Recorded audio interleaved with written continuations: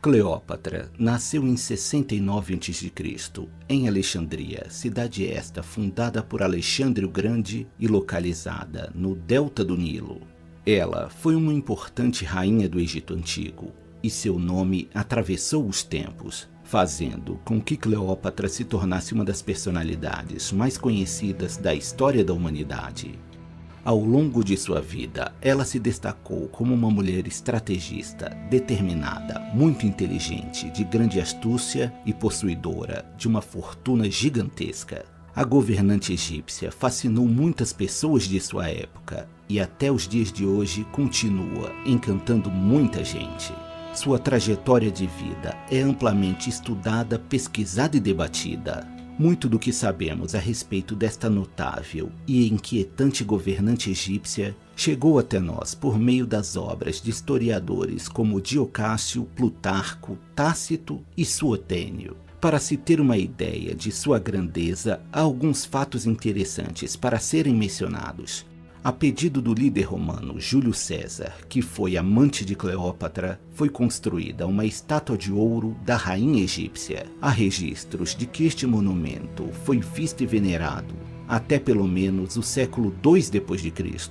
Além disso, um fato curioso é que ainda em vida Cleópatra chegou a ser venerada como uma verdadeira deusa, mas precisamente como a nova deusa Ísis, sendo que essa era uma das divindades mais importantes do Egito Antigo. A rainha também era identificada como Afrodite, deusa grega cujos atributos são semelhantes aos de Ísis. Cleópatra também possuía uma inteligência refinada como um de seus principais traços. No palácio real em que vivia, ela recebeu uma educação primorosa juntamente com as outras crianças reais. Cleópatra era capaz de se comunicar em cerca de 7 ou 8 línguas, fato que certamente facilitava bastante seus acordos e estratagemas políticos. Ela foi, segundo consta, a primeira pessoa da família real ptolomaica a falar a língua egípcia com fluência, dispensando assim a necessidade de intérpretes, pois na corte real ptolomaica a língua que predominava era o grego.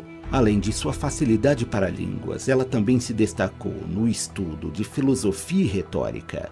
A governante egípcia também tinha notáveis conhecimentos de geometria e aritmética. Ela era mesmo uma mulher especial e fascinante. Em relação aos seus vastos conhecimentos, é preciso lembrar que Cleópatra vivia em Alexandria, que foi um verdadeiro polo cultural da antiguidade, e abrigava a tão conhecida Biblioteca de Alexandria, que possuía um grande acervo e continha uma enormidade de escritos, numa proporção que jamais havia sido feito antes. Essas circunstâncias locais certamente foram muito importantes e influentes para a formação cultural da governante egípcia. Suas proezas a levaram a ser amante de dois dos mais célebres generais romanos de seu tempo, os famosos Júlio César e Marco Antônio. Com o passar do tempo, como muitas vezes ocorre com figuras históricas, muitas informações sobre a vida desta notável mulher foram deturpadas. Hoje em dia, seu nome é familiar para muitas pessoas, embora nem sempre essas pessoas tenham conhecimento de quem ela realmente foi.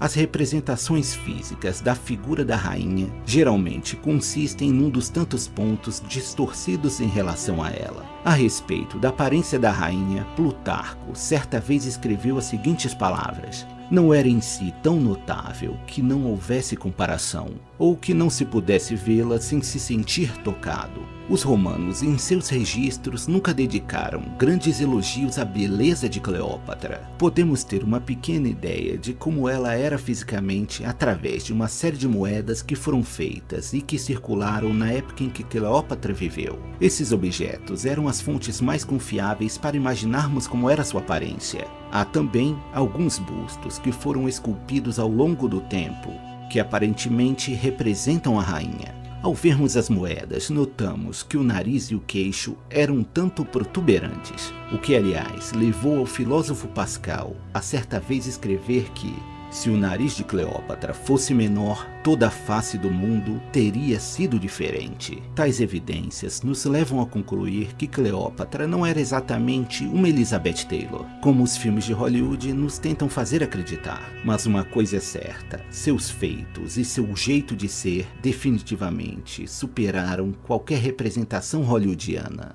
E a partir de agora, veremos o porquê. Cleópatra pertencia à dinastia ptolomaica, que manteve o poder sobre o Egito durante 3 longos séculos. Os governos ptolomaicos ficaram marcados por muitos casamentos e assassinatos entre os membros da própria família.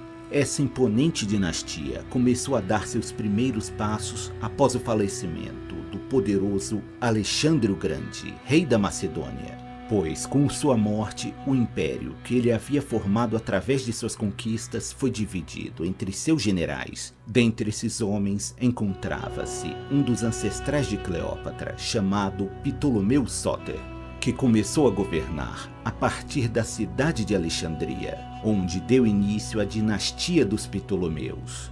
Alexandria se tornaria a capital do Egito e viria a ser um inigualável centro cultural no mundo antigo. É importante salientar que a Cleópatra a que nos referimos era conhecida como Cleópatra VII, pois 6 outras Cleópatras a antecederam em sua linhagem familiar. Em Alexandria, a rainha vivia num palácio muito luxuoso, cheio de riquezas e com ornamentos belíssimos. O local era enorme e espaçoso, possuindo mais de 100 quartos, e com uma paisagem externa vistosa, na qual se encontravam jardins deslumbrantes que eram decorados com belíssimas estátuas e fontes. O local chegou a ser o mais luxuoso palácio de todo o Mediterrâneo. E foi neste ambiente que Cleópatra, filha de Ptolomeu XII, cresceu. Ela possuía 2 irmãs que se chamavam Berenice e Arcione, e 2 irmãos chamados Ptolomeu XIII e Ptolomeu XIV. Quando a mãe de Cleópatra morreu, sua irmã Berenice tomou o poder.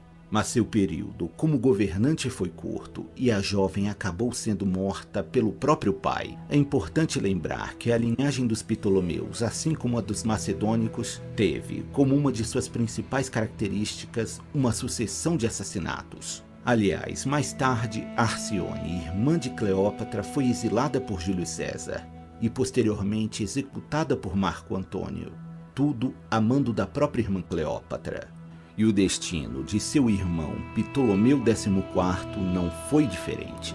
Cleópatra começou a governar o Egito aos 17 anos, depois do falecimento de seu pai, e conforme a tradição que visava manter o poder dentro da família, ela se casou com seu irmão Ptolomeu XIII, que neste período tinha apenas 13 anos. Passado algum tempo desde que Cleópatra se tornou rainha do Egito, seu irmão e marido Ptolomeu começou a se interessar em governar o país sozinho. Influenciado por seus conselheiros, o jovem faraó passa a tramar contra sua irmã, tentando assim esvaziar seu poder.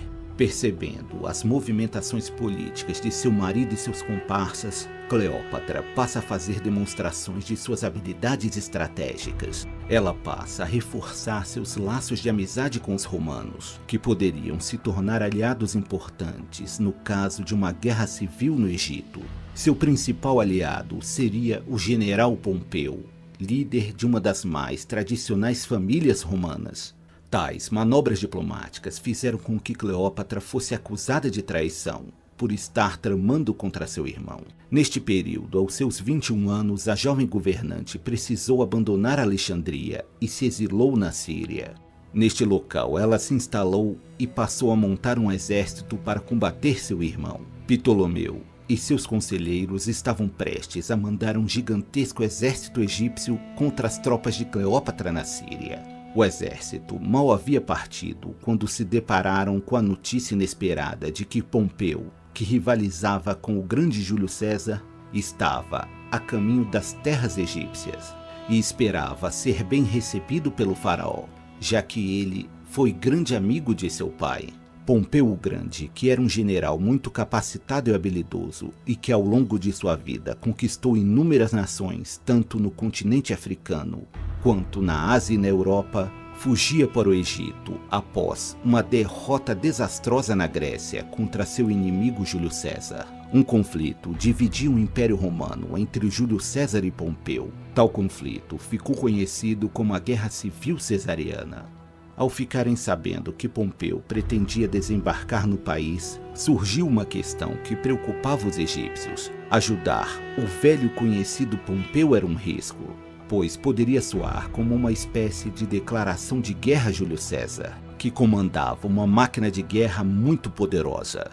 Além disso, Ptolomeu e seus partidários estavam convictos de que Pompeu poderia, de alguma forma, ajudar Cleópatra a retomar seu espaço na realeza. E esse era um problema que precisava ser evitado. Mas, por outro lado, Pompeu sempre havia sido amigo do pai do casal que governava o Egito. E, portanto, se não o ajudassem, ele poderia romper laços com o país, o que poderia tornar o Egito um inimigo de Roma. Os conselheiros do faraó refletiram muito sobre o assunto, pois era uma decisão muito delicada. Teodoto, um dos conselheiros de Ptolomeu, proferiu a seguinte expressão: "Os mortos não mordem." A decisão estava tomada. A ideia era se livrar de Pompeu e se aliar a Júlio César. Ao desembarcar no Egito, Pompeu sentia que seria bem recebido pelos egípcios, mas estes tramavam contra o romano. E pouco depois do general colocar os pés no Egito, logo o assassinaram de maneira brutal e sangrenta, arrancando sua cabeça. Júlio César, alguns dias depois do acontecido, chegou em Alexandria para procurar seu oponente.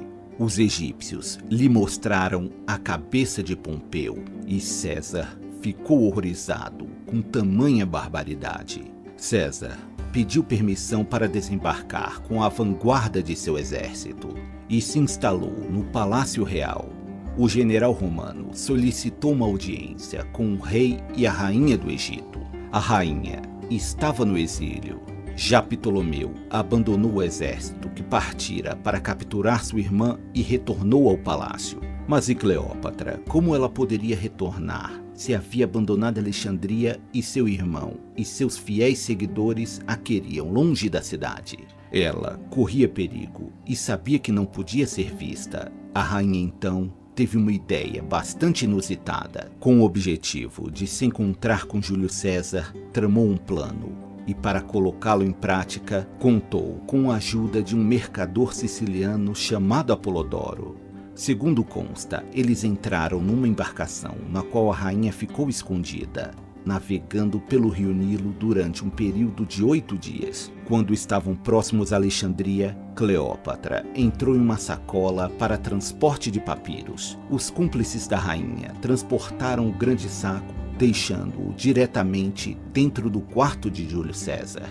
Não sabemos exatamente qual foi a reação do romano quando se deparou com Cleópatra em seu quarto, mas sabemos que a egípcia logo conquistou. Cleópatra sabia da importância de ter César ao seu lado. Com seu apoio, tudo se tornaria mais fácil. A oportunidade de se livrar do irmão e governar conforme seus interesses finalmente estava ao seu alcance. Devido ao assassinato de Pompeu, Júlio César tinha uma péssima impressão de Ptolomeu, e Cleópatra conseguiu usar a morte de seu antigo aliado a seu favor. Cleópatra convenceu César que seria a pessoa certa para sentar no trono do Egito. A rainha do Egito e Júlio César passaram a ter uma relação amorosa. O romano decidiu ficar ao lado de Cleópatra na disputa pelo trono do Egito. Isso enfureceu Ptolomeu e seus aliados, que declararam guerra a Júlio César. Júlio César contava apenas com uma fração de seu exército e por isso resolveu adotar uma postura defensiva. Tal evento ficou conhecido como o Cerco de Alexandria. Mesmo estando em inferioridade numérica, Júlio César e seus homens conseguiram se defender de forma heróica. E quando seus aliados chegaram ao Egito, Júlio César partiu para o contra-ataque, derrotando o exército de Ptolomeu na Batalha do Nilo. Nesta batalha, o jovem faraó acabou morrendo afogado nas águas do rio. Com o general romano, a rainha teve um filho chamado Ptolomeu César, que ficaria popularmente conhecido pelo nome de Cesário. O apoio de César foi fundamental para que Cleópatra se consolidasse no trono do Egito. César retornou a Roma e Cleópatra reinava sobre o Egito soberanamente. Tudo parecia muito bem, mas uma grande reviravolta estava por vir.